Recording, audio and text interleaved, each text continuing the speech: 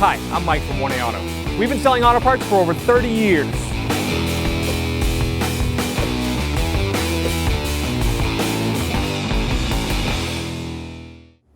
Hi everyone, Sue here from 1A Auto, and today I have an 07 Honda Accord in the shop, and I just want to give you a quick little tidbit on things that I see quite often here. Sometimes when you go to a garage, what happens is whenever the airbox is removed, the airbox cover to check an air filter or replace it, some people don't pay attention, and vacuum lines can become disconnected. So this is what I found when I opened the hood on this car.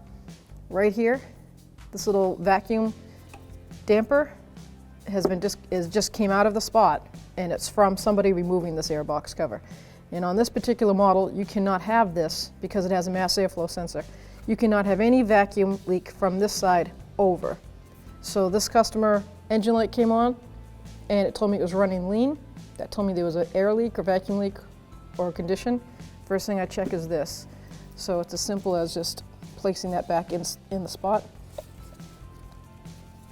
clearing the code, and road testing it. Thanks for watching. Visit us at 1AAuto.com for quality auto parts, fast and free shipping, and the best customer service in the industry.